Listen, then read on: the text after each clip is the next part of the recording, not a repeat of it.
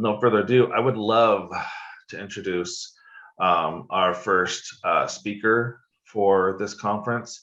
Ray Lozano and I, we actually worked together quite a bit in Southern California when I was working in prevention in the Inland Empire. He was always a valuable resource. One of the things that I've always loved about working with Ray is he was not against doing things that other presenters may not want. Like he would always like work with me when I had a really interesting budget, or just do things or give me information that I needed, where most presenters are like, yeah, there's a charge for that. And as we all know in prevention, the funds are very, very lean and there's lots of strings attached to those funds. So I've always enjoyed working with presenters.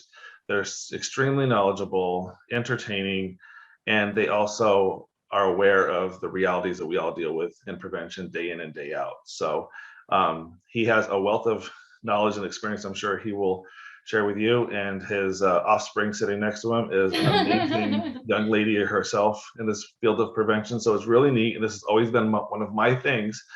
Any of you who have known me for more than a couple days, you know we always want to make sure that we're bringing up the next generation behind us, because some of us are old and tired, and we'd like to be able to pass off the reins to people who have all of the knowledge we have, so that they can be successful in keeping prevention moving forward. Because if there's something that Ray and I learned over the last couple of weeks, is some of us have been working in prevention a very long time, and we would like to see these efforts go, because just because a program may not work today doesn't mean that it didn't create the foundation for what programs and efforts are working today. So, and we'll only do that because we continue to try to grow that next generation behind us. So it's really neat to see Ray doing that. I've seen him do it in the community, and he's doing that in his own family. So it's really neat to see that. But with that being said, it's all yours, Ray.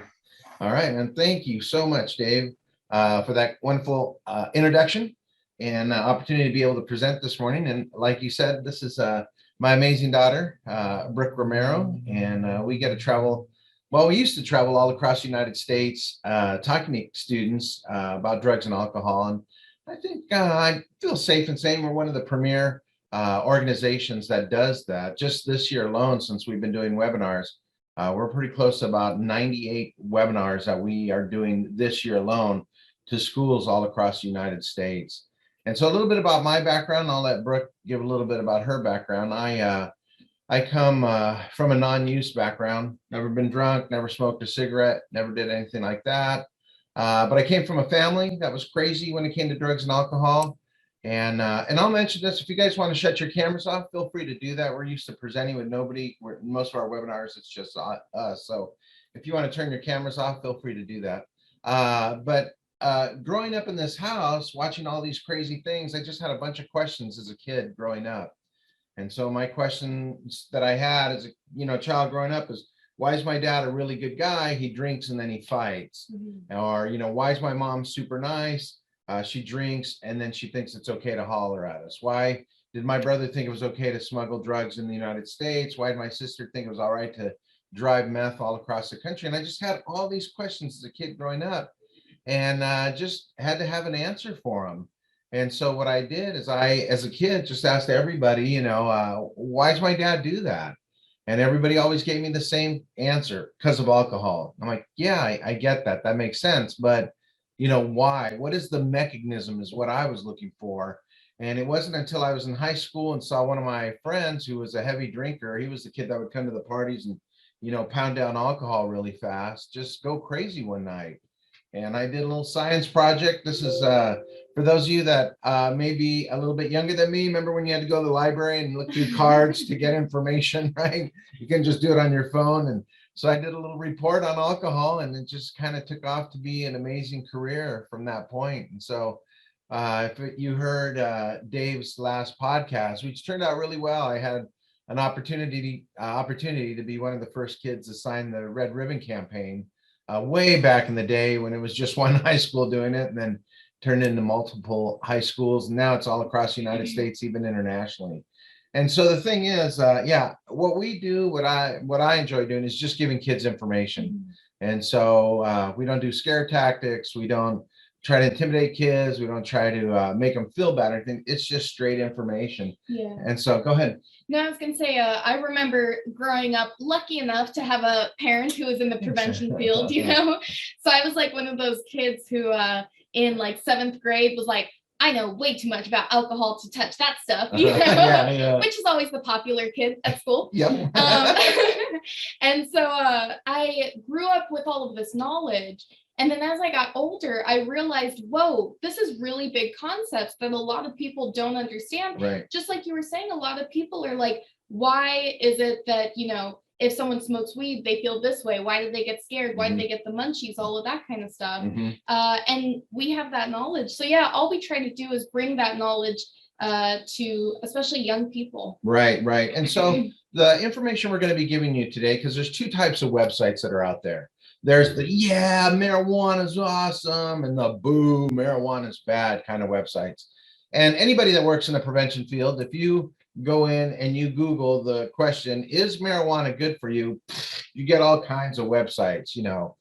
And so if you like marijuana, you go over here to this one and it reinforces everything you believe. It's safe. It's a medicine. Nobody's ever died from it. It's, you know, going to cure all, yeah, it's natural stuff. But then if you go to this side, or if you know, if you're like against marijuana or you're not for it, and you go to this side, it has a ton of information as well. And so, you know, it's bad, it's going to destroy the economy. And so there's 2 types of websites out there.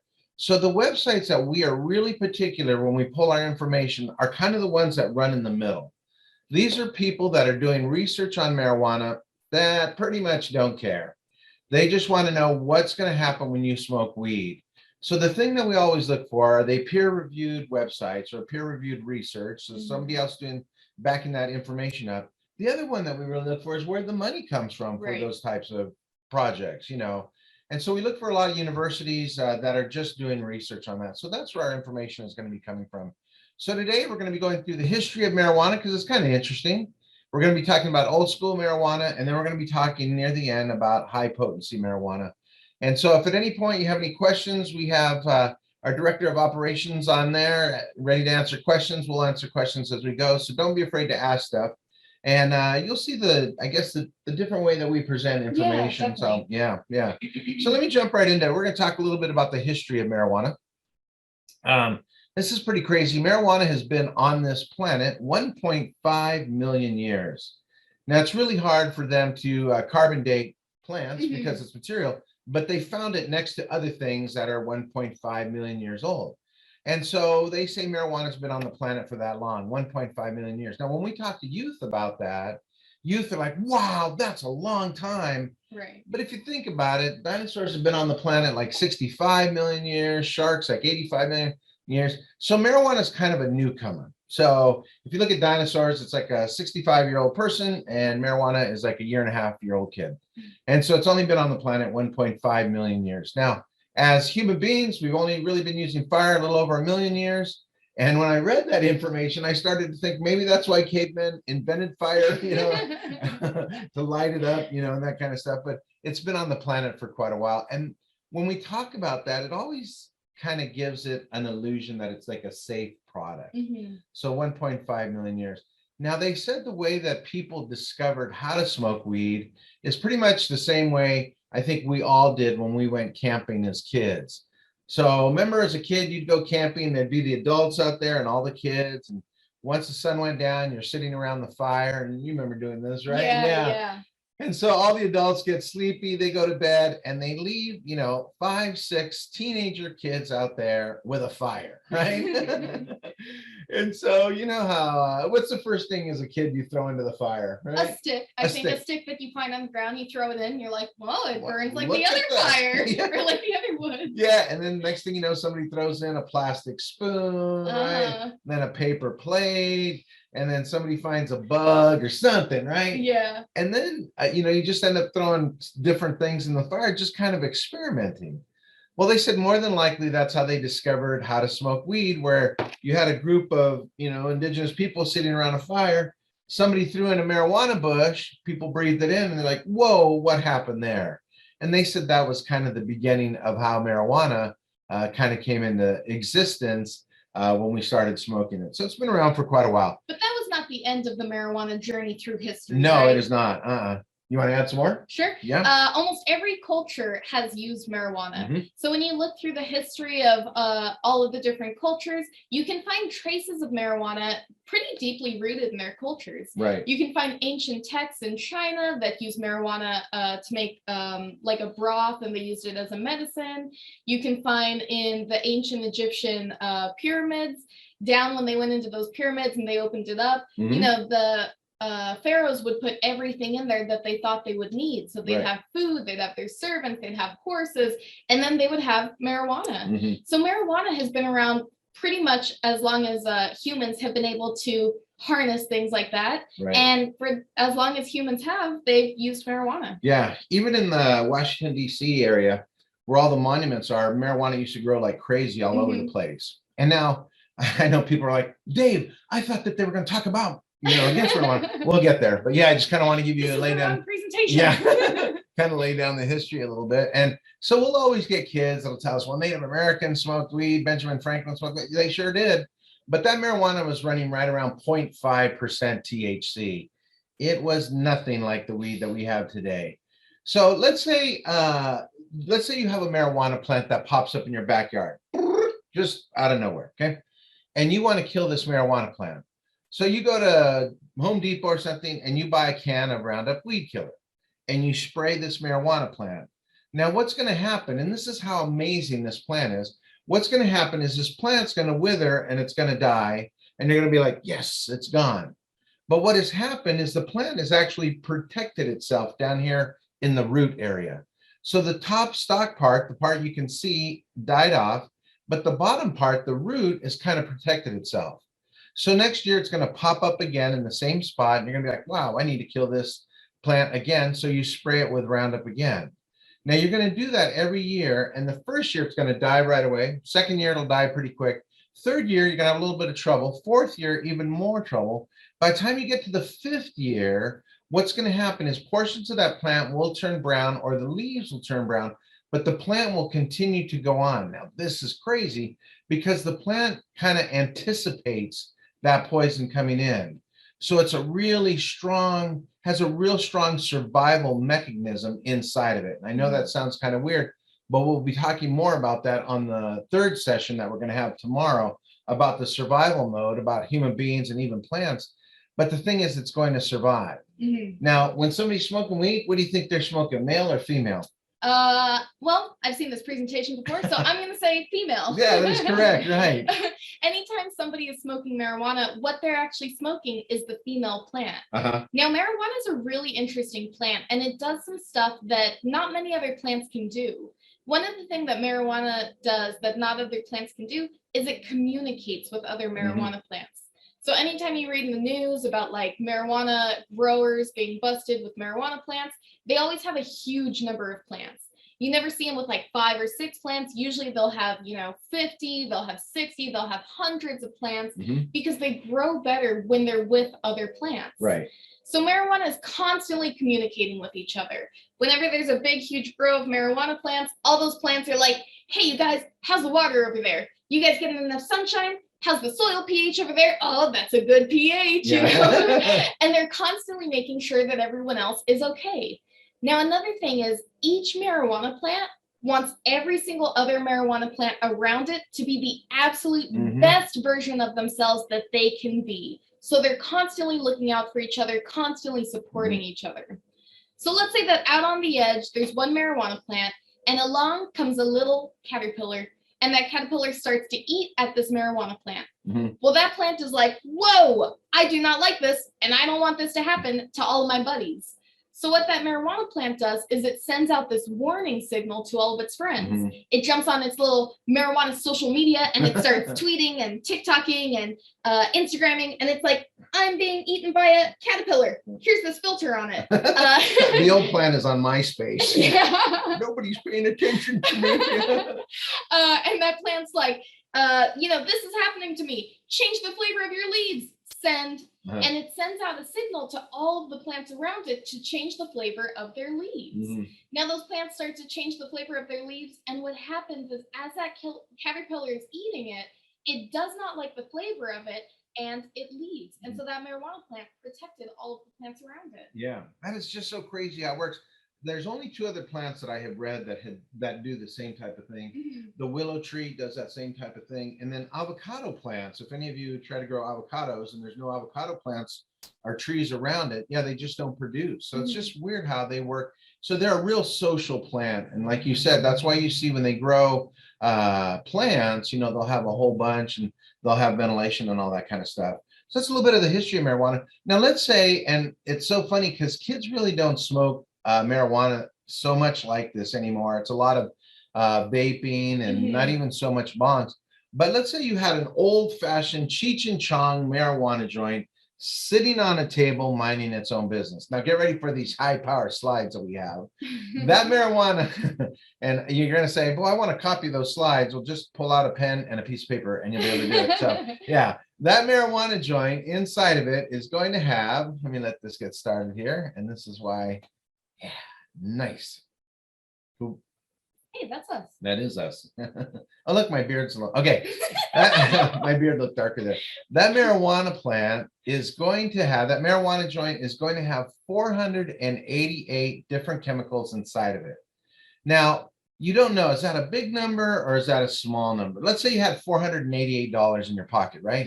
And so I ask you for $5. That's an easy price to pay, right? Yeah. And so 488 in that situation seems really high. Right. But if I told you I needed $2,000, then all of a sudden, yeah, that's not a very big number. So marijuana has 488 different chemicals inside of it. Now, want to talk a little bit about the difference between chemicals and natural ingredients? Yeah. So what happens is when you look at something like lettuce or tomatoes or plants like that, and you look inside of them, you'll see these natural elements. You'll see carbon, you'll see hydrogen, stuff like that, nitrogen. But when you look inside marijuana, what happens is those elements combine and they make all of these other chemicals. Now, some of those chemicals, you know, can go in and change the way that your body's functioning. So it really isn't the same as something like lettuce. Right, right. So the thing is, let's say your body is going in this direction, okay? And you add something to it like a natural ingredient, lettuce, tomatoes, onions, carrots. Your body goes in the same direction, okay? Now, let's say your body's going in this direction and you add something to it like a chemical that you would find inside marijuana, it changes the way your body is functioning, okay? So let's say after this training today, Brooke and I decide to go to lunch and we head over to Wendy's, okay? And we head over to Wendy's and we decide that we are going to have a bowl of chicken Caesar salad, right? Now, audience, I know you're all on mute and that's okay, but feel free to answer these questions either in your head or out loud if nobody else is around. Okay. You can also put something in the chat if you want to. Yeah, chat it up. We love that. Now we'll get the junior high and high school kids just going crazy on the chat. But let's say we go to Wendy's and we eat a bowl of chicken Caesar salad. So if you like chicken Caesar salad, put that in the chat. Okay. Now, after we eat that bowl of chicken Caesar salad, let me ask you some yes or no questions. Okay. After we eat that bowl of chicken Caesar salad, will I still operate a vehicle the same way as before? Yeah, definitely. Okay. Will color seem brighter to me? No. Will time slow way down for me? Will I get all giggly? No. Will I carry on a normal conversation? Yeah, definitely. Okay, cool. So yeah, pretty much nothing took place, right? Now let me ask you this. Instead of us going inside the Wendy's, we go behind the Wendy's where the dumpster is and we smoke a bowl of weed. Now, after we smoke a bowl of weed, will I operate my vehicle the same way? No, definitely not. Definitely not, right? I'm not even going to want to drive. Yeah. Right. Yeah. Will color seem brighter to me? Yeah, definitely. Will time slow way down for me? Yeah, Yeah. definitely. Will I get all giggly? Yeah. Yeah, right. Will I carry on a normal conversation? Not really. Yeah. Yeah, it depends on what you call normal. Yeah. So, yeah. If any of you have ever seen any of those Seth Rogen, James Franco movies and stuff like that, they always have those weird conversations. Yeah, where they're just like sitting there and they're like, dude, what are plans? Yeah. Wouldn't it be cool if we had two moons? Because all of a sudden people feel like they're so intellectually deep after they smoke weed. And we're going to talk about why that happens. We worked with some probation kids one time, and this one probation kid came to us all proud and he says, Miss Ray said I had the best money-making idea when I smoked weed. I'm like, really? And he goes, yeah, I was sitting there thinking how we could make money. And I thought it'd be cool to start building dog houses out of tortillas. I'm like, there it is, man. Great marijuana thought. Right. So the thing is, marijuana is going to go in and it's going to change the way that your body is functioning. Now, we've had youth tell us, I smoke weed and nothing happens, right? Like nothing happens at all. Like, no change at all. I'm like, well, why would you smoke it then? So anytime somebody's smoking weed, youth in particular, because that's who we talk to, they're looking for some type of change to happen inside them.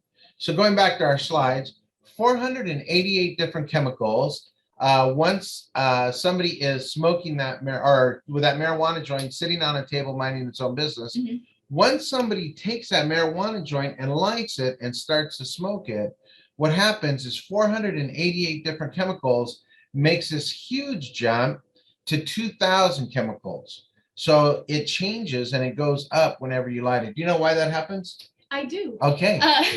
It happens because what happens is you added heat to it. Right. So when you add heat to chemicals, you know, they're moving around and they're kind of doing their thing. When you add heat to it, they start to move faster. And then when you add heat to it, they expand. So now they're bigger, they're moving faster, they smash into each other, and then they create new chemicals. Right.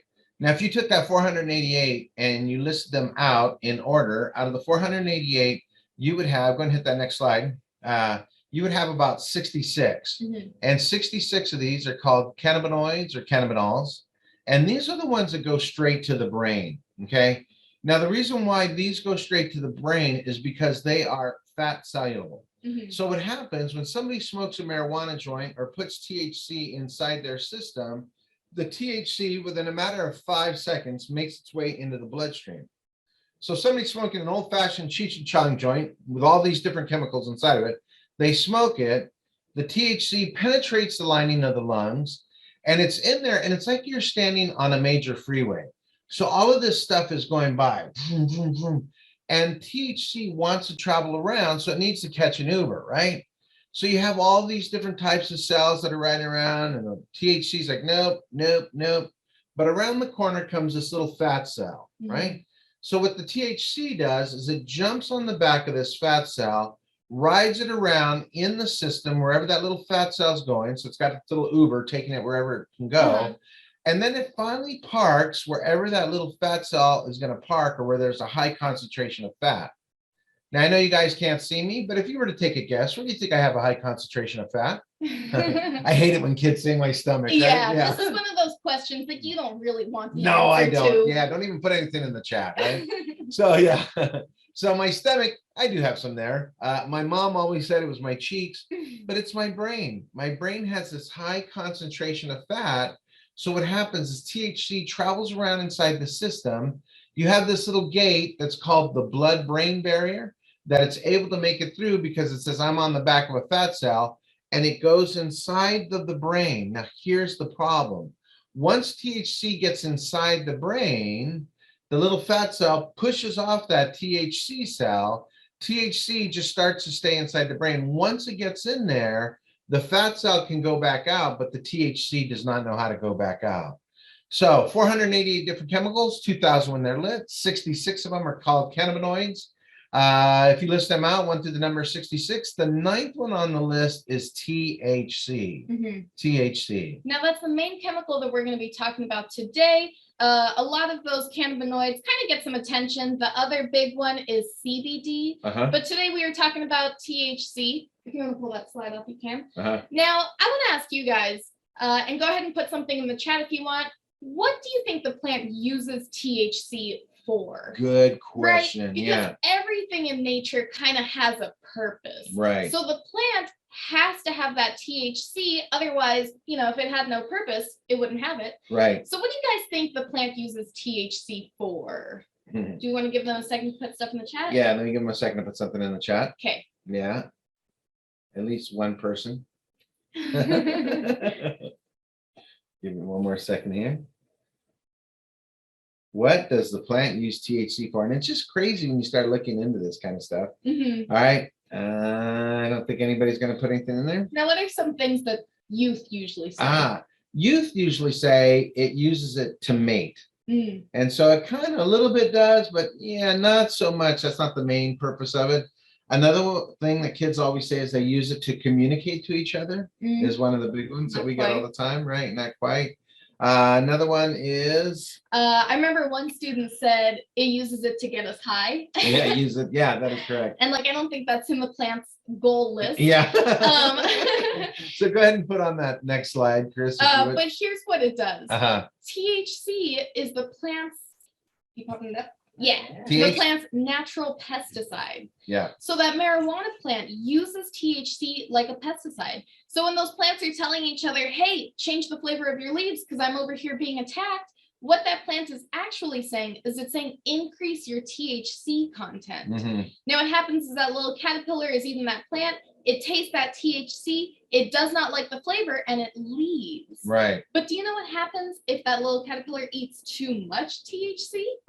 It dies. No, it doesn't die. It basically does the same thing that humans do when they have too much THC, and it gets pretty high. Whoa. Yeah, and so that little caterpillar is just hanging out, feels like everything's okay, starts staring at stuff, starts looking for little things to eat, you know? Yeah. But it's You can pull that crazy. slide off. It's crazy the way nature has worked this out, because what happens is these little caterpillars go and they find like a little sunny spot to lay in, you know, and they're just like feeling good, no worries in the world. And then birds come along, and birds who like to eat these caterpillars see a little caterpillar sitting in the sun, minding its own business, not worried about its surroundings. Beats, earphones. Yeah.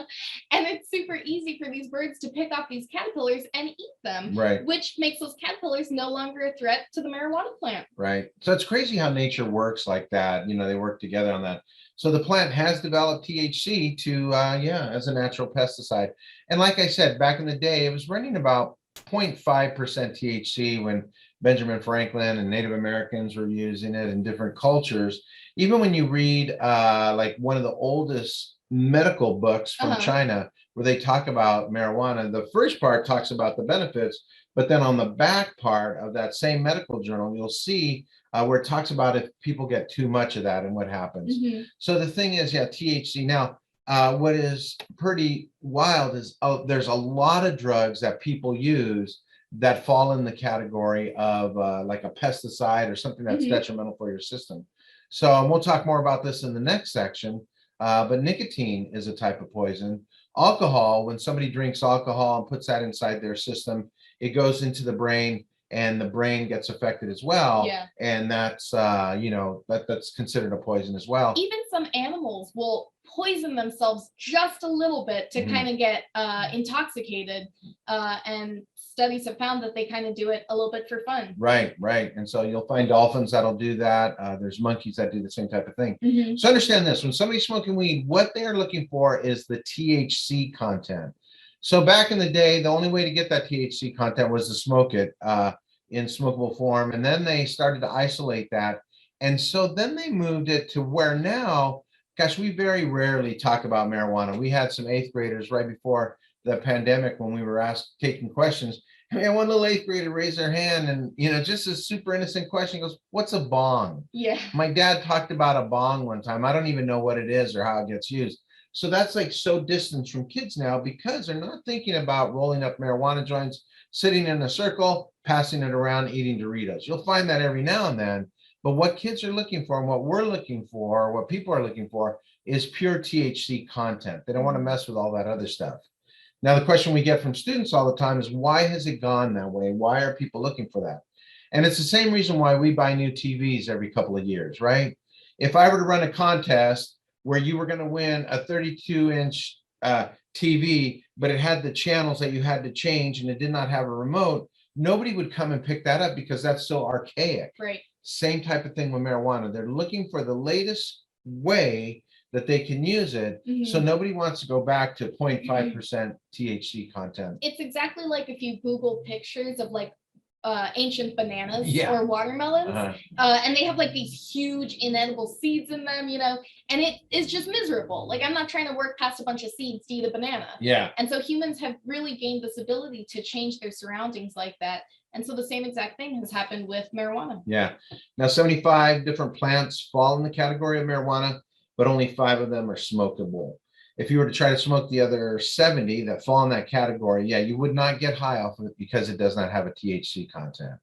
So the thing is, we're going to talk about why it's so detrimental for a kid's brain to smoke weed, because this is, the area that we really need to focus on. Now, back when I first started doing these trainings in the 90s, there was very little research on this, but now research is coming out like crazy on how it affects the brain. Now, research from the United States, a little bit difficult to find because of how marijuana is being regulated. But when you look at research coming out of Europe and research coming out of Australia, they're doing a lot on what's taking place with the brain when somebody smokes weed. Mm-hmm. So youth are going to see one effect happen when they smoke high levels of THC, where adults are going to see a different effect. Okay. Mm-hmm. All right. So how does it affect the kid's brain? Here we go. Right. Everybody watching right now at one time or another has been around a 4-year-old, right? Yes. Okay. Now you can put a name in there, a grandson, whatever you want. How many of you have been around one of those adorable little 4-year-olds? Yeah, right? The kind you draw pictures with. Yeah. Take little selfies with, and you bake cookies. Like, you enjoy going over and seeing them, right? Yeah. And they have a little bit of an adult vocabulary, right? Yeah. Perhaps today we shall play dolls, How was your drive over? Yeah, exactly. Yeah. And so the thing is, we've all been around that for it. Now, how many of you have ever been around one of those little 4-year-olds you are positive is the son or daughter of Satan himself, right? Yes. Yeah. Okay. So you all been Don't around put that name in the chat. Yeah, don't do that. Yeah. So you have all been around that 4-year-old as well. Okay. And so you know the difference, man. You take that little 4-year-old, that's been around your son and daughter, saying, you lay them down and you look on the back of their head and they have that number, 665.5. And you're like, little Damien is so close, right? Okay. All right. So here we go. I'm going to ask you some questions again, because we like audience participation. Mhm. And don't feel like you have to, answer these out loud, but you've all been around that 4-year-old. So Brooke, 4-year-old is sitting on a sofa watching Paw Patrol on their little iPad, right? Somebody comes up and just rips that iPad away from them. What does the 4-year-old do? Scream, cry. Right, exactly. 4-year-old has their favorite little blanket. Somebody comes and just rips that blanket away from them. What do? Scream. Good. Cry. Yep. 4-year-old wants to go outside. They can't go outside. What do? Scream. Or cry. Or cry. Yeah. 4-year-old wants a cookie before dinner. They can't eat that cookie. What do? Scream and cry. I think you get where all of this is going, right? 4-year-old time to go to bed. They don't want to go to bed. What do? Scream and cry. Right. 4-year-old wets their little pants. What do? Scream and cry. Right. Except for the 665.5 one. Change of time, right? Little head spins around in a circle. Right? Yeah. All right. This is what a 4-year-old's little brain looks like. Let me put this slide up here. Again, feel free to copy this slide. This is what a 4-year-old's little brain looks like. And when we talk about this right here, hold on to this information, because tomorrow when we're talking about addiction, we're going to be using this again. Right. Okay. So a 4-year-old has a little brain that looks like this: small letter I over a gigantic letter E. Mm-hmm. I stands for intelligence. E stands for evil. No. Oh. Emotion. Right? Yeah. 4-year-olds have very little intelligence, a whole bunch of emotion. Uh-huh. Now, that's just the way that the brain works. Okay. And so the way the brain develops is different for human beings than it develops for animals, right? Right. Yeah. Yeah. So the way the human brain develops is from the back to the front. So one of the very first things that comes online is up close vision.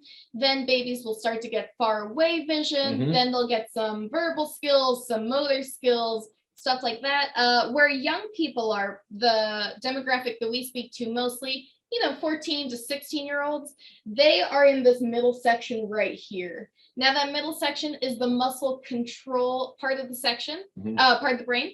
And so what that does is it basically helps them, get their fine motor skills. That's why a lot of young people will enjoy running or playing sports or doing things that are really physically active, because the brain is trying to figure out, how am I going to do this for the rest of my life? Right. So the last part of the brain that comes online is this front part right here, which is basically the good decision-making part of the brain. Right. Yeah. That's where you start using your intelligence. Right. So 4-year-olds, very little intelligence, a whole bunch of emotion. Mm-hmm. Now, when you hit 5, your brain starts to change. 14, 15, 16, the brain starts to change again. For young ladies, right around age 21, the brain is kind of set how it's going to function. For guys, right around age 23, from that point on, it reinforces what it believes. So for you guys watching right now, here's what your brain looks like. Gigantic I over a small e. Mhm. Everybody watching over the age of 21 right now, and you think more intelligence than you do emotion. Mhm. Brooke, you're sitting down watching, let me see, it wouldn't be Paw Patrol, Squid Game. Okay? Oh yeah. On your iPad. Dad comes up and yanks that iPad away from you. What do? I'd probably go, hey, what's going on? Yeah. And try to figure out, or I just get the iPad back. Yeah, that's right. He said, yeah. If I rip the blanket away from you, what do? Give it back. Right.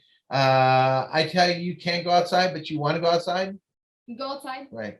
There's a cookie there before dinner. You shouldn't eat that cookie, but you want that cookie. What do? Eat the whole sleeve of cookies. Right. Yeah. That way there's no evidence, right? Yeah. Time to go to bed, but you're not ready to go to bed. What do? Stay up. Yeah. You wet your pants. What do? I'd probably cry. Cry. Yeah. See, there's some emotion left right there. Yeah. You probably cry. So yeah, no doubt. At my age, I'm like, oh, that's why they make those things. Too much information. Okay. So here's what happens. If a kid starts smoking weed, 14, 15, 16, with the brain starting to change over to intelligence, here's what happens. Boom. Nice. Good job. Hey, did you make that slide? Yeah, I put the letter D up there for drugs because a whole It bunch spells of the word different drugs die. like that. Whoa. Whoa. That's Oh, crazy. man. Message. Go ahead and pull that slide off. Yeah. So the thing is, what happens is marijuana kicks the brain back to functioning on an emotional level, not an intellectual level. One of the big questions that we get all the time from kids is, what is the first thing, or even parents, what is the very first thing that happens when a kid smokes weed? Mhm. Okay. Now, here is the very first thing that happens, right? Even before this emotion part, the very first thing that happens when a kid smokes weed is he thinks he has become an effective liar, Right. right? And so the thing is, it starts to mess with how the brain sees reality and sees fantasy or imagination, okay? So if I were to ask all of you right now, did you have coffee for breakfast? Your brain went over and it did a real quick search and it said, yes, I had coffee for breakfast, right? Mhm. And then so it's searching reality. Mhm. Okay. And so then I'll say, did you brush your teeth this morning? Mhm. Yep, sure did. Did you go for a walk? Mhm. Some of you did, right? Did you rob a bank before watching this webinar or watching a Zoom call, right? And so you'll get kids that will say, yeah, I did, just to be funny. But what their brain did is it searched reality and then it had a decision. Do I go with reality or do I go with fantasy? So when a kid says, yeah, I robbed the bank this morning, what happens is it searched it and then did that. Now, what happens, why kids become what they think is effective liars is because they will smoke weed and mom will ask them a question, did you smoke weed? And what do they say? No, did not. Well, you smell like weed. Oh yeah, it was my friend, right? Do you have weed in your room? No, I don't have any weed in your room. Why are you even asking me those questions, right? So what they're doing is their brain is starting to skew how it sees reality and fantasy. Now, back in the day, there was a show on TV called Cops, right? And you would watch and they would pull somebody over and they would reach into this person's pocket and they would pull out a little bit of meth or a little bit of cocaine or something. And they'll go, is this yours? And what would they say? No, That's it's not my mine. friend's. Yeah, that's my friend's. And they go, well, it's in your pants. And then what would they say? My friend gave it to me. Yeah, or my friend gave me these pants. These aren't even my pants. I don't know what. Yeah. And they're like, you're wearing somebody else's pants? And for the person that did drugs, that seems right to them. Right. So please understand this. If you're taking notes, this is one of the important things to understand, is it causes kids to be an effective liar or what they think is an effective liar. Mhm. Now, everybody around them can see that. When you're looking at that individual and they reach in and they pull out the cocaine out of that person's pants, Mhm. and he says, these aren't my pants, everybody could see that that's not true, right? Right. Now, I'm going to use you as an example, right? Okay. Remember when you were a kid and you would like maybe tell a little lie? Yeah. Do you have an example of that? Well, I can't remember what the lie was, but I remember we were in like CVS and you guys had asked me something and it was something small, but I had like a really small lie. Right. And you guys could tell I was lying. Right. And I remember as a kid thinking like my parents are psychic. Yeah. Like they somehow know when I'm lying, even though I'm an amazing liar. Right, you know? right, yeah. Yeah. And then I got away with that one. Yeah. Yeah. I didn't have 2 cookies. Yeah. So I remember one time we were driving and you were real little, and then you go, you see that house? And I go, yeah. And you said, it's haunted. I said, how do you know? And you said, late at night, there's a little blue light that kind of like moves around the house. I'm like, when have you ever been out at night? You're like, oh, right? And so the thing is, that's what happens. Now, when the brain switches over to the emotional part, again, please understand this, the person smoking weed cannot see what they're doing. We work in the field, and I work quite a bit with kids that smoke weed, and it was painfully obvious to see when they were lying during like a counseling session. I tell them, man, you don't need to lie here. I'm not. And it was just built into them. Here's some of the things that you see when a person smokes weed and their brain is switching over to the emotional side. Now, these are kind of crazy. One of the things is they have trouble with the concept of time. So they cannot gauge time correctly, or they may lose what is called the sense of urgency. Okay. So, and I saw this and I talked to a lot of principals about this. The one kid that smoked weed all the time is they would have to walk from the front door of the school to their classroom that was in the back of the school, right? And so a normal walk, somebody just at a normal pace, it would take them about 3 minutes to get there. So the kid would walk onto campus and he'd have 1 minute before that final bell rang, or 2 minutes before that final bell rang. And the teacher's like, you're going to be late for class. Like, no, I'm not. And they would casually kind of stroll. They lose a sense of time. So they're constantly running late to things. Now, the movie theater from our house is 12 minutes away. So if I know that there's going to be a movie that starts at 3:00, I know that I need to leave about 20 minutes early to find parking, drive the 12-minute time. Get the tickets. Get the tickets and all that kind of stuff. So a kid that smokes weed, 12 minutes from their house, they may leave 10 minutes before the movie starts. So they lose their sense of urgency of time. If you want to add any in here, go ahead.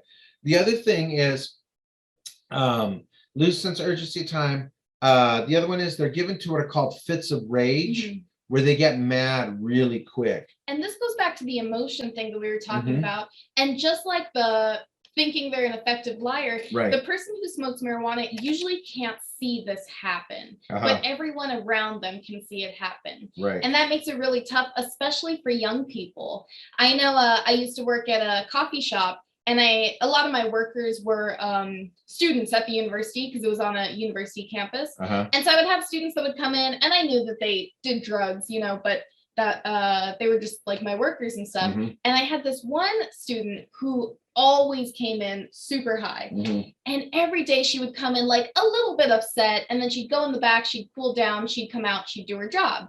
But this one day she comes in and she is so mad. She is livid, and she's like slamming stuff around. And she's like, I can't believe this. I can't believe this. And I'm like, whoa, go in the back, cool down. I'll be with you in a minute. So I go back there and I'm like, what is going on? And she's like, I can't believe my roommate. I'm so upset. I'm going to get her kicked out of school. I'm going to switch rooms. I got to do something because I can't live like this anymore. And I'm like, what is going on? And she goes, she drank all my almond milk. Oh, man. And I was like, what? And she's like, all my almond milk. She just drank it up, And I'm like, did you tell her that it was yours? And she's like, she knew it was mine. You know. And so for somebody who doesn't smoke marijuana, or somebody whose brain is functioning off intelligence, you can come up with a lot of solutions to that. Right? You can put your name on the almond milk. You can have a discussion with your roommate. You could get your own mini fridge and put a little lock on it, right? You could buy more almond milk. But for somebody whose brain is functioning off of an emotional level, their brain goes straight to, I'm getting this girl kicked out of school. Right? And so young people can't see this happen. And especially people who smoke marijuana can't see this happen. And one of the things that I always try to tell young people is that the situation that they're in right now in middle school or in high school is a hard situation. I think a lot of us adults forget how hard it was to be at that age, but it is a tough situation that they're in. And I always tell young people that as they get older, because I'm 24, so I'm not that much older than they are, but as you get older, things get a different kind of hard, and you have more responsibilities, you have bills, you have, your job that you have to be on time to, and stuff like that. And so when you take these problems that are real problems Mhm. and you add chemicals to them, like marijuana, that change the way your brain functions, it just takes things that are already hard and it makes them a lot harder. Right, right. And so along with that, with given to fits of rage, I'm sure everybody or, have been around a 4-year-old. And, I remember when you kids were little, I would, watch and you guys were watching TV, you and your brother, and everything was fine and great. And I'm like, all right, I'm going to run to the kitchen real quick and grab a cup of coffee. Yeah. Right. And so then I would go get a cup of coffee and I come back and both of you were just going crazy, like, give me the remote, and you're going nuts and I'm trying to, break you apart. And once you got that worked up and upset, it was real hard for you to calm down. Right. Same type of thing happens for a kid that smokes weed. This little thing may make them mad for a minute, may make them mad for an hour, may make them mad for a day, or they're constantly in this situation where they're upset all the time because they're given to what are called fits of rage, and they escalate things really fast, Mhm. right? And so kids will escalate things to a point where it's far beyond what it needs to be, like the almond milk. I need to get her kicked out of school, lose her scholarship, and work in the salt mines for the rest of her life because she drank my almond milk. That's just too far. Yeah. So Send her to that island from Pinocchio. Yeah. So somebody wrote, escape reality, which is so true, to escape reality. But then that turns into other problems that happen as well, because the fantasy becomes more important than the reality. And then that's sometimes where anxiety comes in. Yeah. And go ahead. Another thing is people who smoke marijuana usually will have a really hard time with silence. Yes. So when you see a young person who smokes marijuana, they'll always be listening to music. They'll go to sleep listening to music. They'll wake up listening to things. And then if they're in a class where a teacher's like, okay, 15 minutes of reading time, it's going to be silent in here, they don't know what to do with that silence. And they get this feeling of anxiety and they aren't sure how to handle that situation, which can make it really tough because our brain needs moments of silence. Right, right. Anybody that's watching right now, I'm sure you've had a tough day at work and you go home and you kick off your shoes, you lay on the sofa and nobody's home yet and it's just completely silent, right? Yeah. And so what that does to your brain, that gives your brain an opportunity to stop, kind of regather itself, and then it can keep going. Mm-hmm. But what they're finding out is if you don't have moments of silence, it really affects the brain, and it also affects your immune system. Hold on real quick. Director of Operations, what was that name of that one show that they did that we went and saw? Something about silence? In Pursuit of Silence. In Pursuit of Silence, right. And so there was this documentary that came out where this young man who my wife worked with at Loma Linda did this thing called In Pursuit of Silence, and he traveled all over the world looking for silence, and he had trouble finding it. Someone said silence is so golden. Yes, that is right. So true. Yeah, so true. And so there's just time. So they need silence. So they constantly have to have stuff coming in. Now, here's another thing that'll happen, and I saw this when I worked with families, is they talk at a really high level. So there's a real loud level amongst people that smoke weed or families that smoke weed, where you'll walk in, there's a lot of noise in the house. I remember when I had to do counseling session, I'd walk in, the radio would be on, the TV would be on, somebody would be on their phone, there'd be a kid crying, a dog barking, and they'd just be like, turn the TV, and there'd just be like all this noise that's being bombarded. Yeah. Another thing is they have trouble solving problems. Mm-hmm. And that's one of the things that you talked about. We're going to talk more about this on the addiction part tomorrow too, is having trouble solving problems. Just because they don't have that part of the brain that's looking for that kind of stuff. Now, another thing is they're prone to drama. So when you start to add all of that kind of stuff up, you can see where especially young people will have a lot of drama in their life. And it can get really tough where someone who smokes marijuana walks onto their school campus, their brain is functioning off an emotional level. They look over and they see some people laughing. Now, do they think, oh, they're laughing at something funny or they're laughing at me? Right. So what happens is they create a lot of drama in their life. Right. Now, some of you may be thinking, oh my gosh, that's my teenage daughter, right? Or my teenage son, and they don't smoke weed. Here is where it kind of breaks down. It breaks down in two sections that separates it out. One are the fits of rage that we explained pretty well. But the second one is the disconnect. So when a kid's not smoking weed, they feel disconnected or they don't feel like they belong. And this is where it gets dangerous. Because I know, like, when we would be having dinner and I would look at my daughter and I'd like, or my son or daughter at the table, and I'd be like, no phones at the table. And I would say it real nice. Now they would get upset because they were in the middle of a conversation or playing a game or something like that. And they would reluctantly set the phone down. Mhm. But inside them, there was a sense of, okay, I'm still part of this family, right? So what happens with kids that smoke weed is when you get them to a place, fits of rage, the fantasy part of life, and you disconnect them or you come against them or something, all of a sudden they feel disconnected, right? So a teacher may go, hey, put your cell phones away. That kid doesn't think, oh, I need to put my cell phone away and I'm still part of this class. All of a sudden they think, why are they against me, right? Mom and dad, you know what, you can't go out tonight. Why are they against me? Why are they? And they feel disconnected from that and they no longer feel like they're a part of the family. Rose said marijuana is an escape. So many of the young people I deal with have horrible home lives. Yes, that is so true.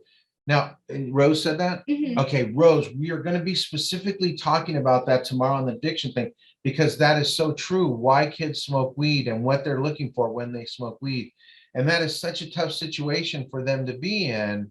And we're going to talk about, marijuana and how it changes the way well, we may talk about it here in a minute. But yeah, that is so true, Rose. Keep putting that kind of stuff in there.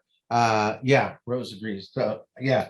So one of the big, and I believe this is the next one of the big reasons why kids smoke weed. Okay. What is one of those big reasons why kids smoke weed? So let's leave that right there. We'll give you a little minute in our box, ding, like Wheel of Fortune. You know what Wheel of Fortune is?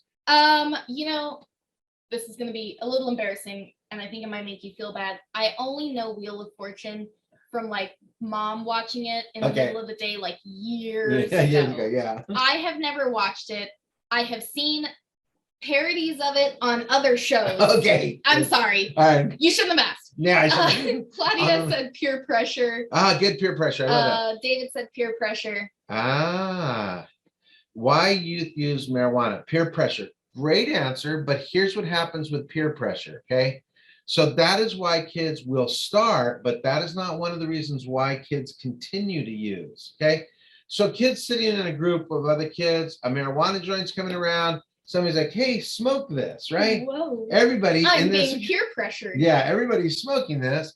So that kid, go ahead and pull that slide off for a second, Chris. Let me talk about peer pressure. So a student will smoke weed because everybody else is around them and they want to feel like they're connected.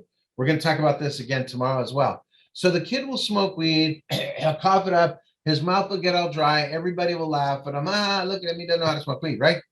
First time peer pressure. Second time it's coming around, right? And then maybe peer pressure again. So for the second time, they try it again. And now something happened. They go, whoa, that feels kind of cool, right? So the third time and fourth time, it's no longer peer pressure, but now kids are starting to figure out what marijuana does. Some more answers, yeah. Someone said to escape reality. Someone said mom and dad or someone else in the home may smoke marijuana. Right. Someone said, do they continue to use it because they like the numbing feeling? That's good. Someone said, you know what, that numbing feeling, you are knocking on the door, ringing the ring doorbell, but you know how it takes a long time by the time they ring it. Like I gave little up. light pops up. Yeah, and then it's like, what's on my phone? Oh yeah, let me try to open my phone. Hello, are you still there? Wrong password. Someone said they continue to smoke because they think it is helping them to relax and get out of their own head. All right, let's put that letter back up there, like Wheel of Fortune, and I'll make the Wheel of Fortune sound. Gives them a feeling of being connected to others. I like that. Man, these are great answers. I love it. Think like a kid, though. You guys are thinking like professional adults. Think like a kid. All right, here we go. Go ahead and put that letter, just the letter up there. Hello? Oh. Yeah.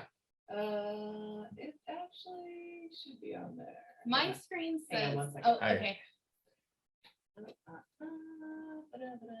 There it is. My screen says Chris Lozano has started screen sharing. Yeah. Someone said to feel good. Okay. But I can't see the letter. I can only see it says Chris Lozano has started. So I don't know if any of you can see there in a box right there is the letter B, right? Here is why kids smoke weed. One of the main reasons why kids smoke weed, and it begins with the letter B, and it is because they are bored, right? Bored. Everywhere we go to speak to young people, they say there's nothing to do where I live, right? Right. We have been in Southern California, right there in Santa Monica High School, right next to the ocean. Yeah, like Kids. you can see the ocean from their window. Right. Kids, why do you smoke weed? There's nothing to do in Santa Monica, right? Right. Where else have we been? We have been to New York. New York. Yeah. Oh yeah, those schools like right near the square. What do you call it? Times Square. Times Square, yeah. Yeah. And so kids will be like, kids, why do you smoke weed in New York?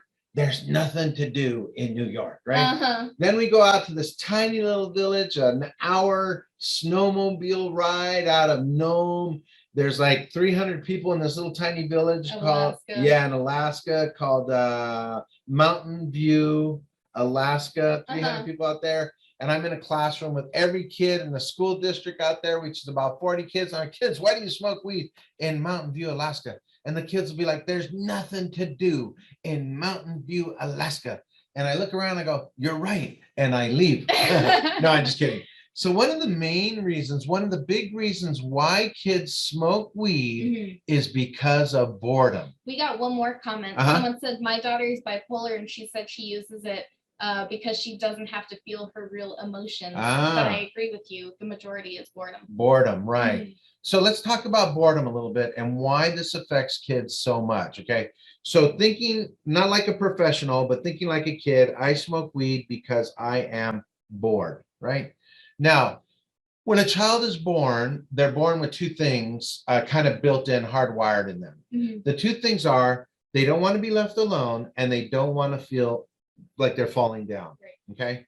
So, okay, so they don't want to be left alone and they don't want to feel like they're falling down, all right?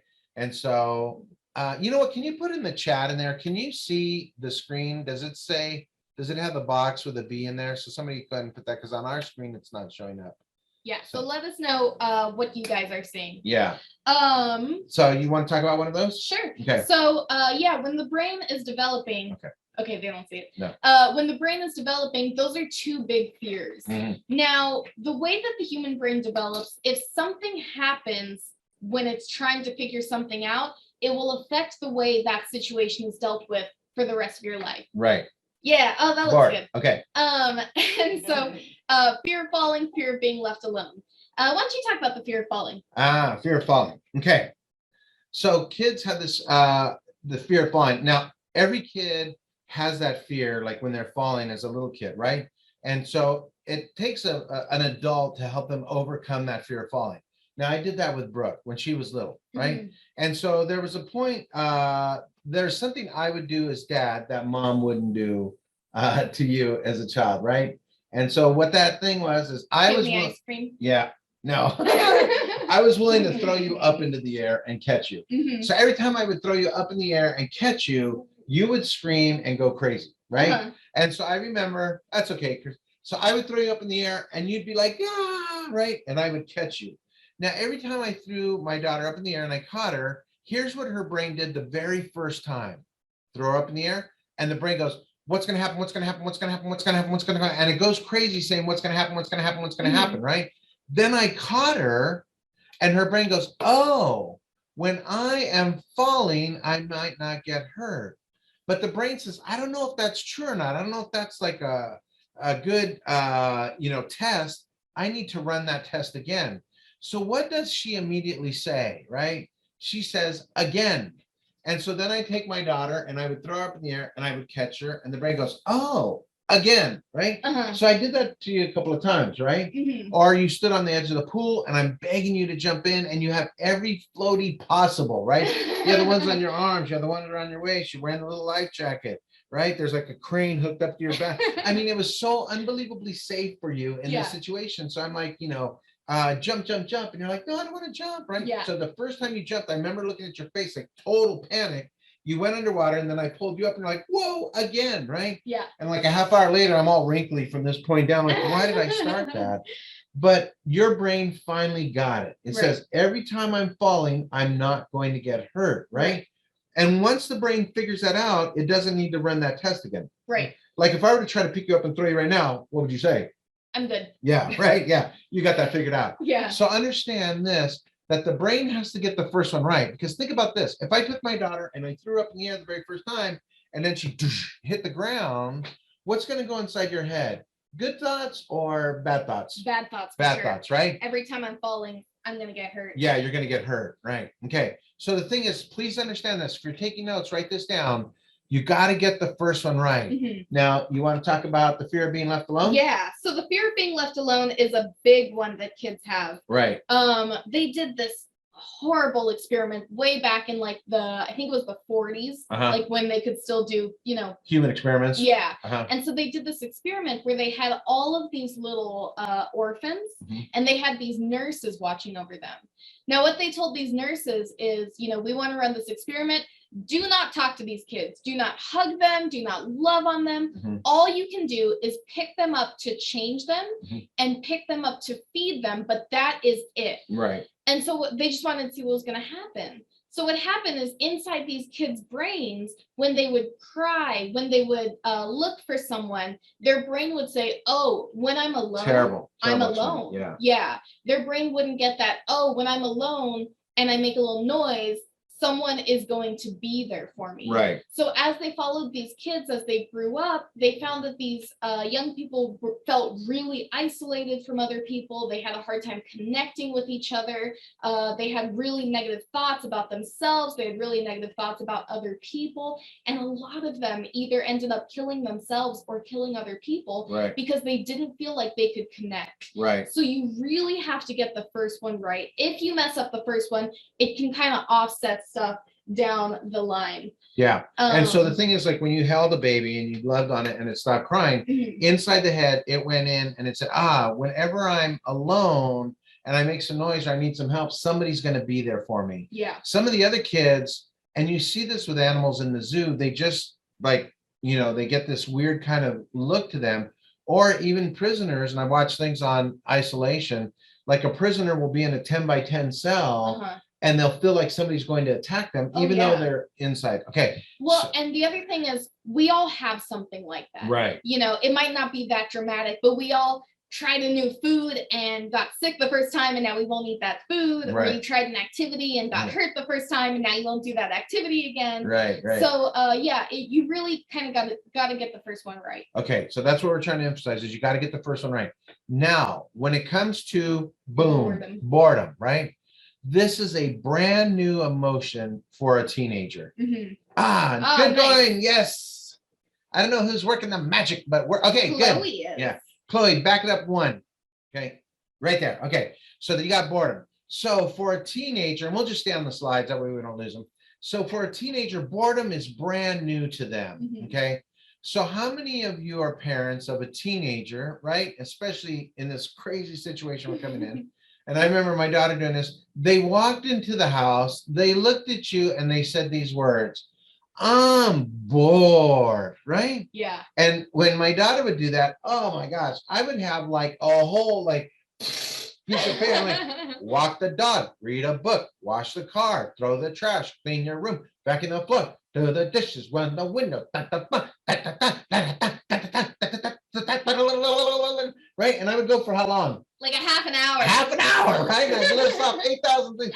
And at the end of that half an hour, after me listing off all those things, what would you say? All of that's boring. Yeah, because part of the brain is opening up for a teenager and it's trying to figure out what it's going to do, right? So it's trying to figure out boredom. Now, all the adults out there, it's hard for us to feel boredom. Yeah. We actually had a flight where there was a huge delay and it looked like they were going to cancel a flight. So like, all right, we can put you on another flight, but it's going to be 4 hours from now. Like, all right. Yeah. And so we literally sat in the airport for 4 hours. We just did an 8-hour car drive yesterday. 9. Oh, 9 hours. Sorry. Yeah. And at the end, we're like, that was nothing. Yeah. Yeah. And so that's because our adult brain has figured out boredom. All right. Chloe, next slide, please. Now, whenever you're feeling bored, here's all the stuff that your brain is trying to figure out. So pick one of those circles and we're going to go around clockwise. So just whichever circle you see first, pick it out. That first one you're looking at, and help me with this, the first one you're looking at right now is when you are bored, you can bake a cake. Go on TikTok. Shoot baskets. Read a book. Ride a bike. Learn a new recipe. Exercise. Dig a hole in the backyard. Good. Yeah. Vacuum. Learn a new language. Oh, good. Yeah. Yeah. Wash clothes, Go on YouTube. eat a popsicle. Pet a dog. Yeah. Watch some series in a day, right? Oh, yeah. So all of those are all the things that your brain is trying to figure out because as adults, we figured it out. Mhm. Chloe, next slide, please. And you're doing a wonderful job. That one right there, what's that one going to be? Let's say that one right there is you and a couple of friends go to a restaurant with 20 bucks in your pocket for an hour. Cheesecake Factory? Oh, yeah, that's Okay. a good one. You got 1 hour at the Cheesecake Factory with 20 bucks. Mhm. What could you learn? You will quickly learn that 20 bucks will not buy you a lot at the Cheesecake Factory. Right, you're gonna have to learn time management because if you got 1 hour to be there, yeah, you Yep. got to be able to manage that. You're gonna learn the directions to the Cheesecake Factory. You're gonna learn possibly negotiation skills if you have a coupon that's outdated. Oh, Yeah. yeah. You're definitely gonna learn social skills, how to talk to your friends, and how to talk to a server. Right. As I get older, this one's kind of weird, but how to dress appropriately. And so it can be, we live in Nevada, it could be like 116 degrees outside, and I'm carrying a sweater because any place I go in, it's like 60 degrees. So yeah, I learned how to dress appropriately for the weather. Yeah, definitely. You can learn what kind of foods you like. Right. Chloe, next slide, please. These are all the things that your brain is attempting to learn when you are bored. Mhm. Okay. Now, this is what a student's brain is attempting to do. So when they feel boredom, they aren't feeling boredom just because it's a feeling. What they're feeling boredom is because the brain is opening up brand new channels and it's trying to fill in all those little gaps so it learns all of this stuff. Here is the problem when a teenager smokes weed. Next slide, please, Chloe. Boom. They do not learn a whole bunch of these things right here. So the problem is when they smoke weed, they don't learn all of those other negotiation skills or a thing called options Mhm. is one of the things that they don't learn.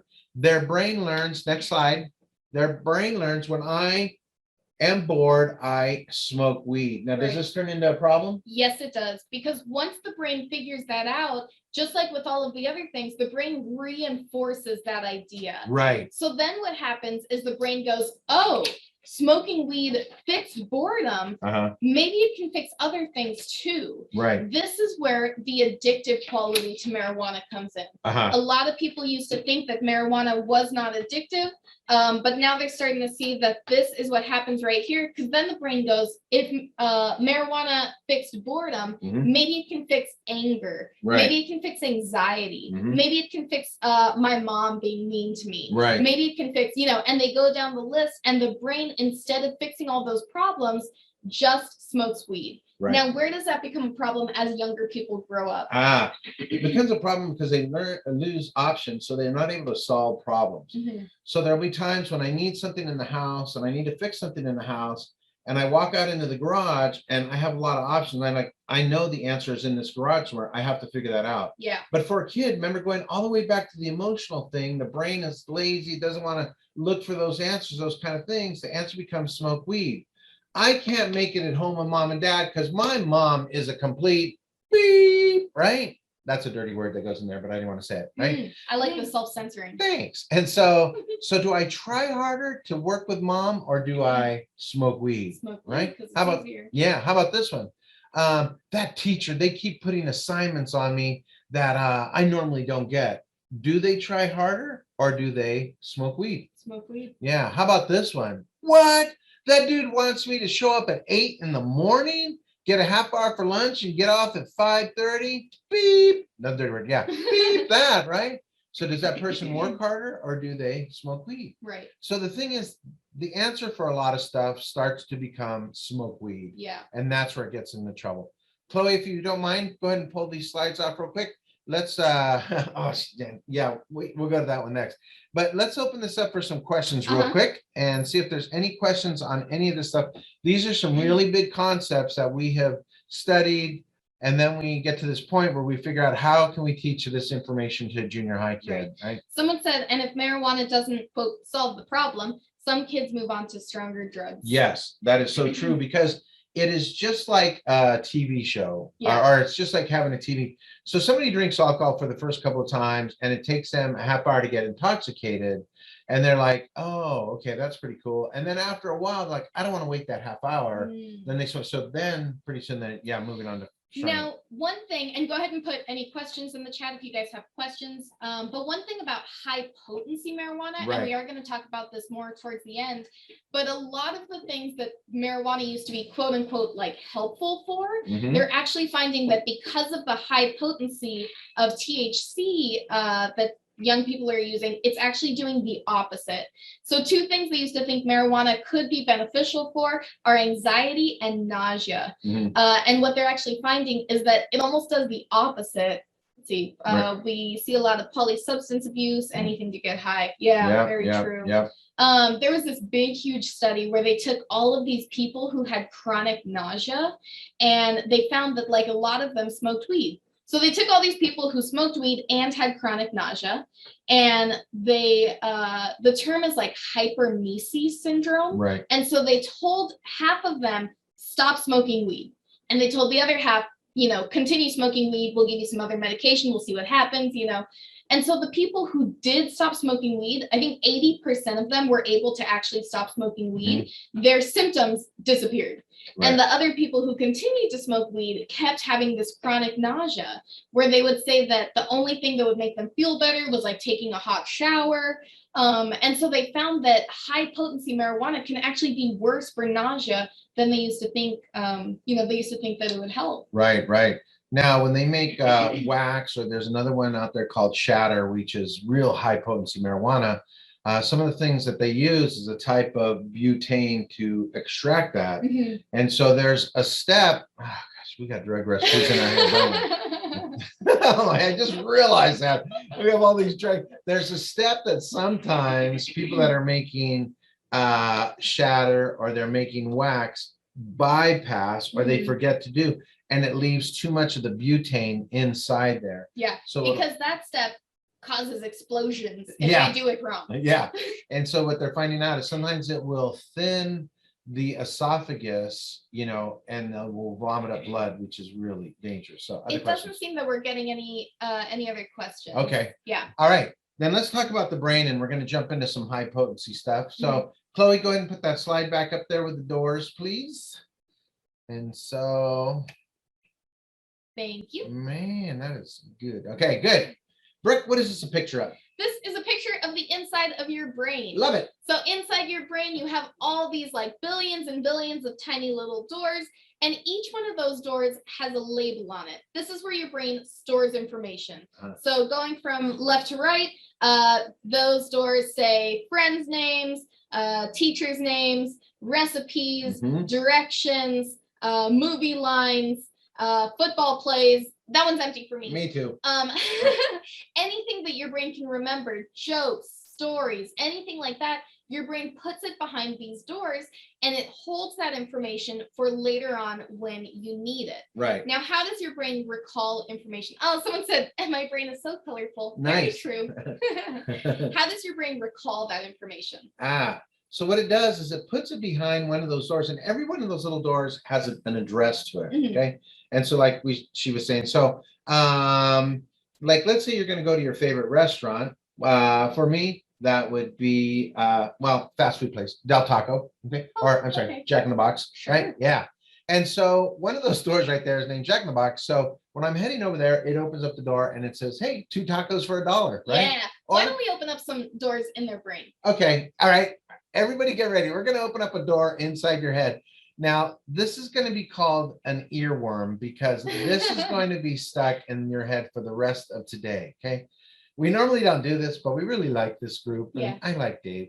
And so I'm going to sing a little song, right? And as soon as I start to sing this song, everybody that's watching, and I hope you have earphones on, immediately sing the next line right back to me. Okay. So I'm going to go and open up one of these doors. Here we go. Get ready. So tell me what you want, what you really, really want. I'll tell you what I want, what I really, really want. Tell me. I don't know. Yeah. I want it.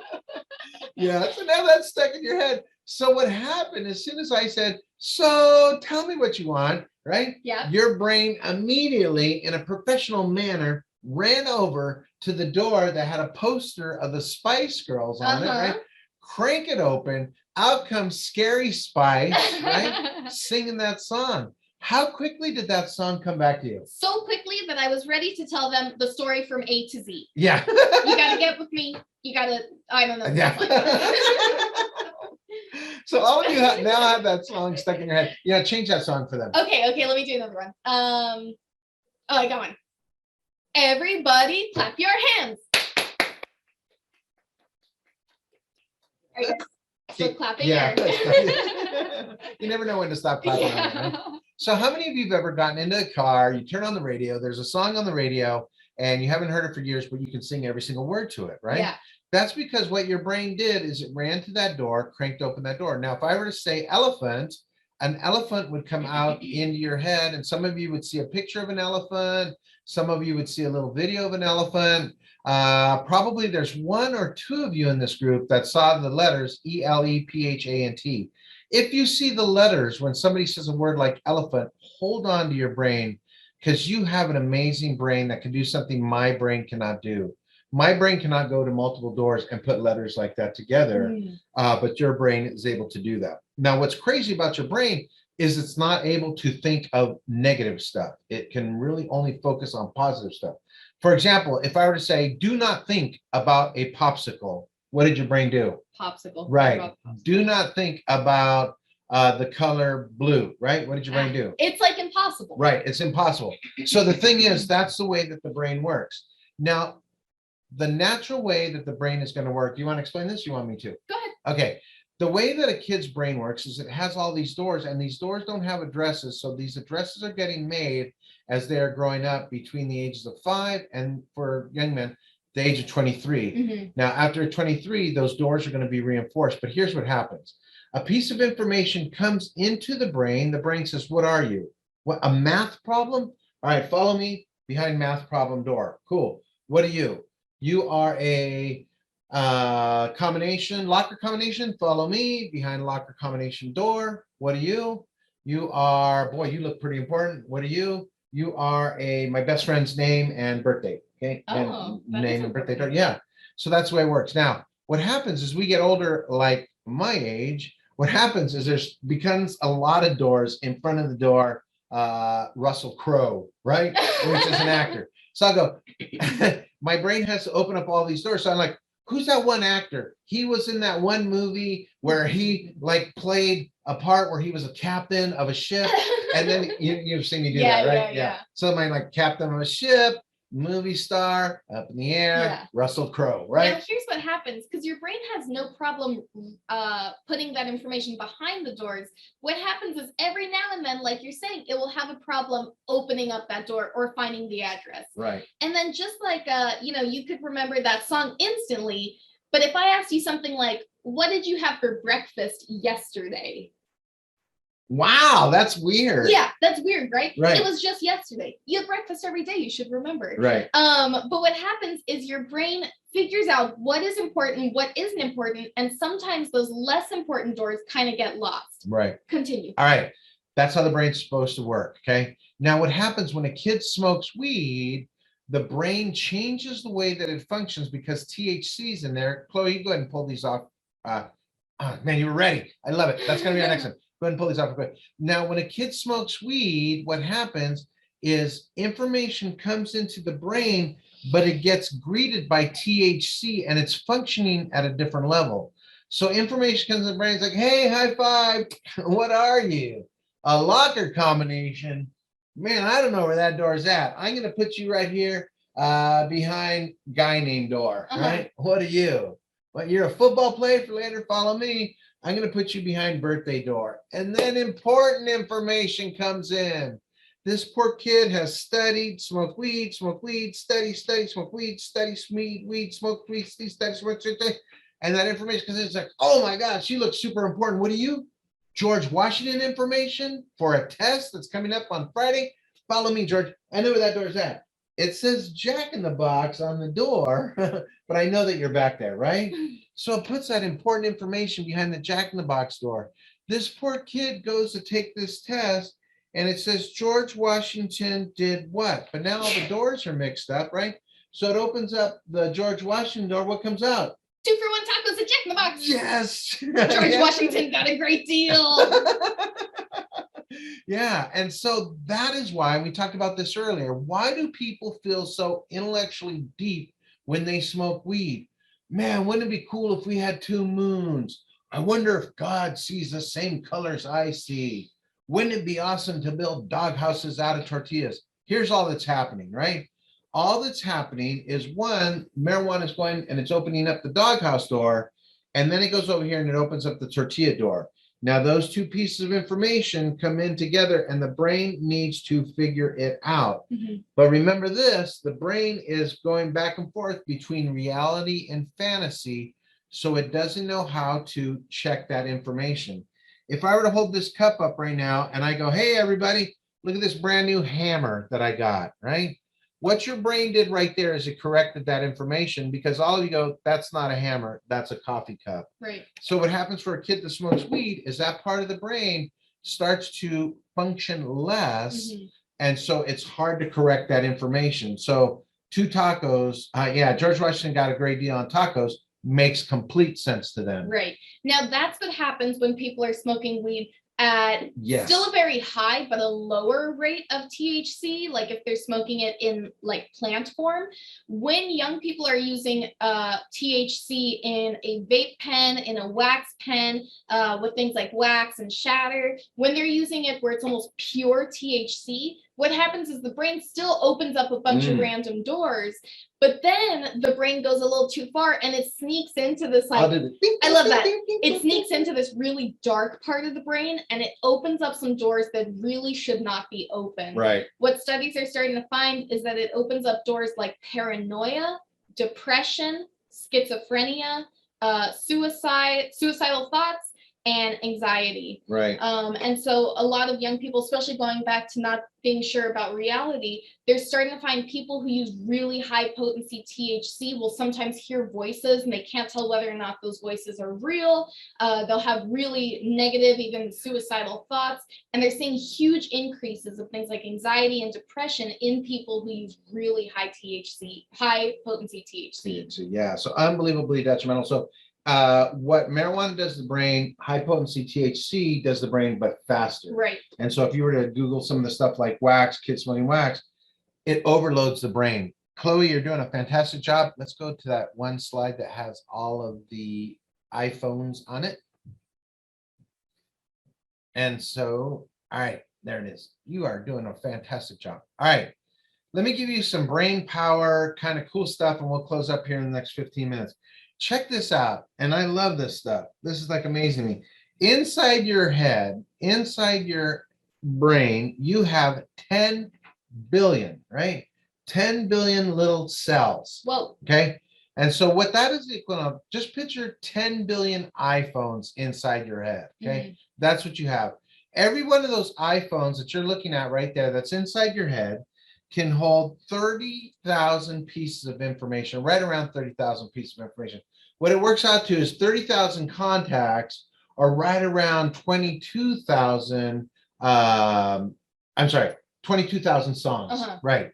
So the thing is, what that works out to, get this, is 300 trillion songs is what your brain can hold. Whoa. Okay, does that make sense? Yes. 10 billion iPhones, 30,000 contacts, are 22,000 songs, 300 trillion pieces of information, 300 trillion. My brain's not holding on to that. I'm too excited. So simply put, how many years does that work out to? You could watch TV, everybody, for 322 years straight and record every single thing you watch. Whoa. Right? And so you would be able to, so if you were to watch TV for 322 years, at the end of 322 years, your brain would finally be completely full. Wow. I could actually come up to you if our brain functioned like this and said, Brooke, 157 years ago, what did you watch on TV? And your answer would be? Deal or No Deal. Oh, wow. Yeah, it was a rerun. Okay. So it would be somewhere in your head. Isn't that crazy? That's why we can remember songs. Now get this. Right now, you have 11 million pieces of information coming to your brain right now. But 11 million pieces of information, your brain doesn't want to have all of that. And all it wants to keep is 40 to 50 bits of information. So not very much of that 11 million pieces of information. So here's what your brain is doing instantly, right? Your brain's going, piece of information, just need that, get rid of that. Just need that, get rid of that. So right now, and Chloe, you can jump out of this slide. Right now, this picture that you are looking at, right, has so much information on it. But all you're really focusing on are the words that we're saying. So you've stopped looking at my name, you stopped looking at the logo, you may have stopped looking at stuff back here until we point it out. So that's what's happening inside your brain, is your brain has all this information that's coming in. Because your brain is so intelligent, it knows what is important and what isn't important. Right. Right? So let's go ahead and do the next slide, Chloe, because we're going to do a little experiment on your brain right now to show you what is important and what isn't important. And Chloe, we might not move through these quick, but yeah. All right, go ahead and go to the next one. Okay, go ahead and run this one, Brooke. Okay, so when we say go, we are going to tell you to look for every single thing you can that is the color red. Chloe, if you want to go to the next slide. And go. Everything that's the color red. 10, 9, keep looking. 8, 7, 6, 5, 4, 3, 2, 1. Next slide. Boom. This time, I want you guys to look for every single thing you can that is the color blue. Next Go. slide. 10, that's the color blue. 9, 8, 7, 6, 5, 4, 3, 2, 1. Next slide. So the question is, when you were looking for the color red or the color blue, did you see the color green? Yes or no? Think about it. Think about it. Did you see the color green? Yes or no? Go ahead and put something in the chat right there. Some people say yes. Some people say no. Yes. No, yes, no. Oh, I love those. No, That's exactly what the kids do. no, and I'm cross-eyed now. That's great. Yeah. Yeah. Usually when we do this with young people, yeah, the room is pretty split. Where like half of them are like, yeah, I did, and half of them are like, no, I didn't. Yeah. What happened is when you were looking at that picture, every single color came into your brain. Go ahead to the next slide real quick.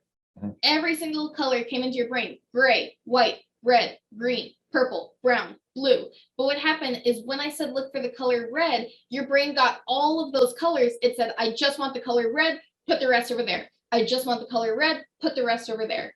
Then when I said to look for the color blue, your brain sent out a signal to a billion little synapses, and it said, we no longer want the color red. Now blue is the priority, and it started looking for the color blue. Right. So you did see every color, but your brain figured out what is important and what isn't. Now, I loved when we used to do this with students in person, because we would tell them things that their brain had forgotten about, like the feeling of the shoes on their feet, Right.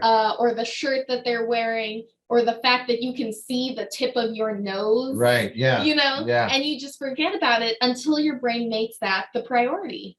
Yeah, because think of all the information that's coming into your brain right now. This picture, but not only that, the room temperature is coming in. And if you could feel, like, just stop for a second, like you said, and feel your shirt. Now imagine if you had that feeling all day, that would just drive you crazy. Or your shoes, or in my case, my slippers, right? Or your watch on your wrist. All of those things, if those were to bombard you and your brain were to, you know, actually make all of those things important, you would go crazy because it would be a sensory overload. Right. Go ahead and pull out of this slide, Chloe, if you don't mind.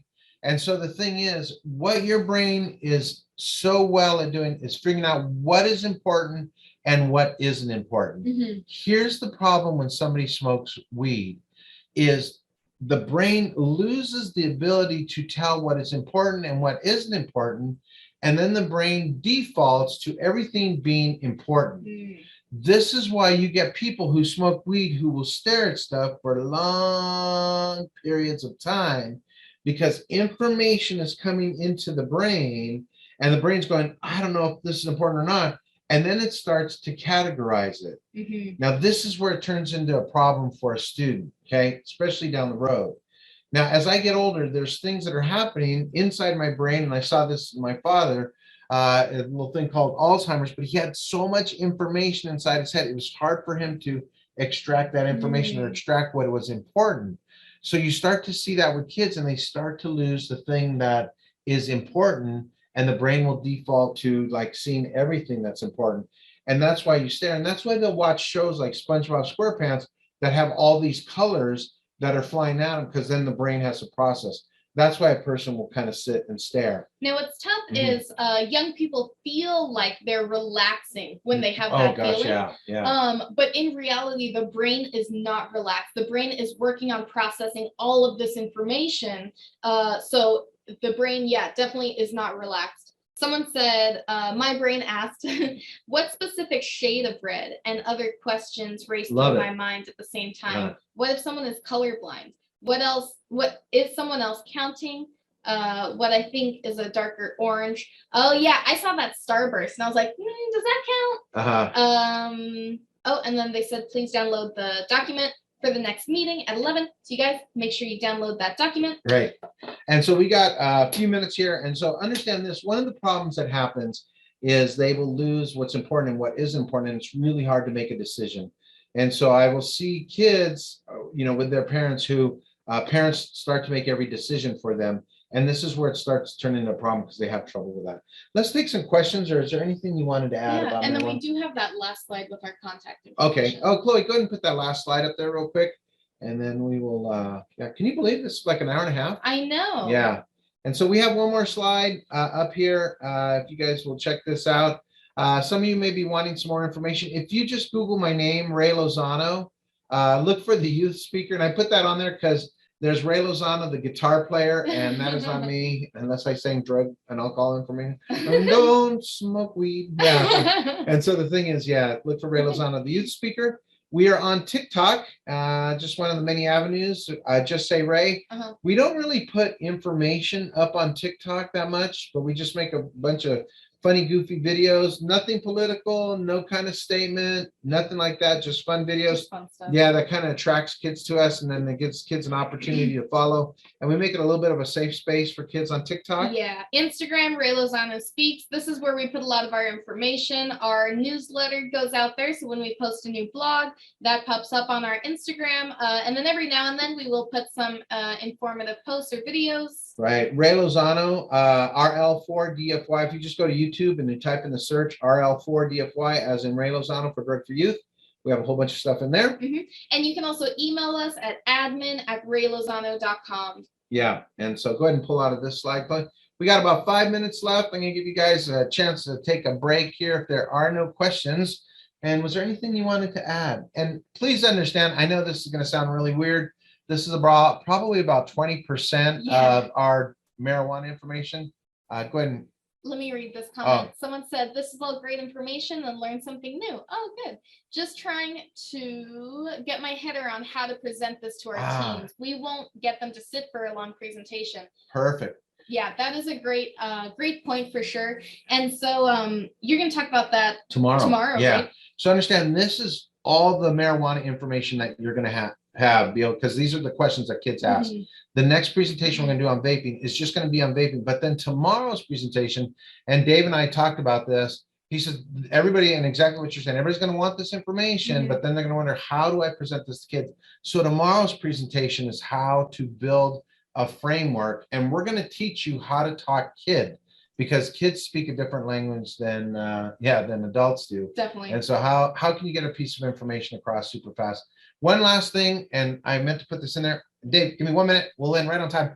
The question that we always get from kids is, hey, marijuana safe? Because nobody has ever died from it. Right. Why has nobody ever died from marijuana? Is it that unbelievably safe when you had about 7 people last year die from peanuts, and you had 2 people die from coconuts? You can even die from drinking too much water. Right. Yeah. So marijuana is safer than drinking water. Right. Yeah. The reason why nobody has ever died from it is because of how our healthcare system is set up in the United States. We don't have a code for marijuana. And so nobody has ever looked, and it's hard to identify what a marijuana death looks like. Vancouver, British Columbia, several years back, attached a number to marijuana to start gathering information. Are people dying from marijuana? The answer came back as yes, they do. And what it looks like a heart attack, stroke, or aneurysm.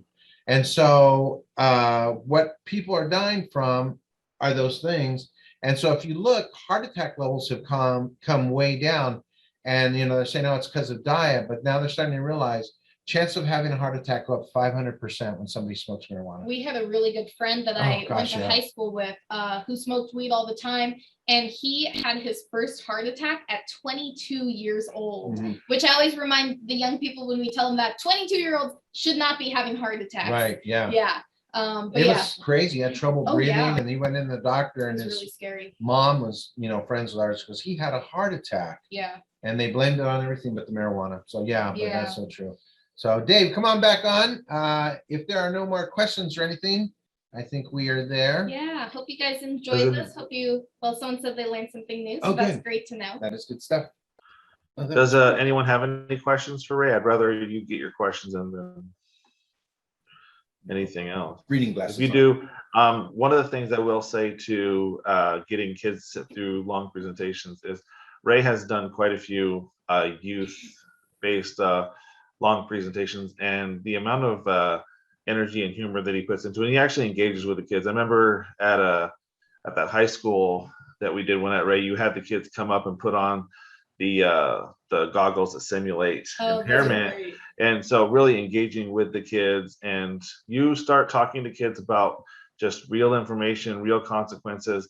You get their attention. You get their attention pretty quick, and Ray's ability to kind of mix in a little bit of humor with it. I mean, one of the things that so many people like about other speakers is they all have their own little hub that they do. Like they'll do a community scan. They come in with a little bit of comedy and engaging with the kids. Every speaker has their own way, and I think that's what makes a good speaker is being able to have that engagement piece added in. So you'd be surprised what kids would sit in on when they're actually engaged and they're getting information that they may not have heard before, or they're getting the real why behind it. I love the whole Doors story about George Washington did this. And it's all ate a chimichanga. So what's so funny, Dave? The thing that we miss is when we would go into auditoriums and they would do our introduction, like Ray and Brooke are here to talk about drugs and alcohol, and then you get all the kids like, yeah. And then within a few minutes we had their attention and stuff. So definitely. And when we do our webinars, when we were presenting to you guys, it was pretty informative because you guys are smart people who can listen. But when we present to youth, it's so much fun. We put a lot more stories, a lot more jokes and stuff. So it is just it's a good time for sure. Yeah. All right. Our next one is on vaping, Dave. We are out of time. Okay. So it is right at 10:45. Ray did not disappoint. He ended on time. We are going to have a break. The next thing we're going to be is the CC as our monthly meeting. Everybody is welcome to attend that meeting. We do have quite a busy meeting. We're trying to provide as much practical information as possible. We got a few things to take care of, but the link is there. I think Chloe put it in. I'm sure she could lay it in again real quick, but that is the link to our next Zoom meeting. And we will see you guys at 11 o'clock at our CCI monthly meeting. All right, guys, have a good one.